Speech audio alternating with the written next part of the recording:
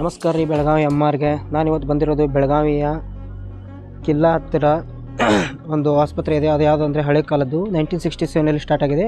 ಅದುವೇ ನಮ್ಮ ಕಸಬೇಕರ್ ಮೆಡ್ಗುಡ್ ಆಸ್ಪತ್ರೆ. ಈ ಆಸ್ಪತ್ರೆಯಲ್ಲಿ ಡಾಕ್ಟರ್ಸ್ ಬಗ್ಗೆ ಹೇಳೋದಾದರೆ ಗೈನಕಾಲಜಿಸ್ಟಲ್ಲಿ ಇಬ್ಬರು ಬರ್ತಾರೆ. ಒಬ್ಬರು ಪುಷ್ಪಾ ಬಿರಾದಾರು ಹಾಗೆ ಒಬ್ಬರು ಕೆಟ್ಗಿ ಭೋಸ್ಲೆ. ಇವಾಗ ಪುಷ್ಪಾ ಬಿರಾದಾರು ಈ ಕಡೆ ಕಾಣ್ತಾ ಇದೆಯಲ್ಲ ಕ್ಯಾಬಿನು, ಇವ್ರದ್ದು MR calling timings 1:30 after patient ಆದಮೇಲೆ ಇರುತ್ತೆ.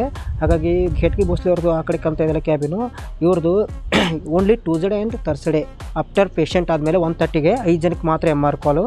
ಹಾಗಾಗಿ ಈ ಹಾಸ್ಪಿಟಲ್ ಬಗ್ಗೆ ಏನಂತ ನಿಮಗೆ ಹೇಳಬೇಕಂದ್ರೆ ಮುಖ್ಯ ಕಾರಣ ಏನಂದರೆ ಇಲ್ಲಿ ಬರೋ ಪೇಷಂಟ್ಗಳಿಗೂ ಸ್ವಲ್ಪ ಕನ್ಫ್ಯೂಷನ್ ಭಾಳ ಆಗ್ತಾಯಿದೆ. ನಮ್ಮ ಬೆಳಗಾವಿಯಲ್ಲಿ ಕೆರೆ ಪಕ್ಕದಲ್ಲಿ ಅಂದರೆ ಮೆಡ್ಗುಡ್ ಹಾಸ್ಪಿಟಲ್ ಅಂದರೆ 2 ಬರ್ತವೆ.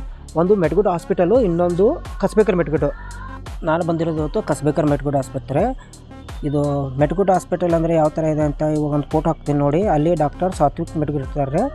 ಅವ್ರದ್ದು ಕೂಡ ಕೆರೆ ಪಕ್ಕದಲ್ಲಿ ಇರೋದು. ಹಾಗಾಗಿ ನೀವು ಫ್ರೂಟ್ ಮಾರ್ಕೆಟ್ ಅಂತ ಹೇಳಿದರೆ ಈಸಿಯಾಗಿ ನಿಮಗೆ ಗೊತ್ತಾಗುತ್ತೆ.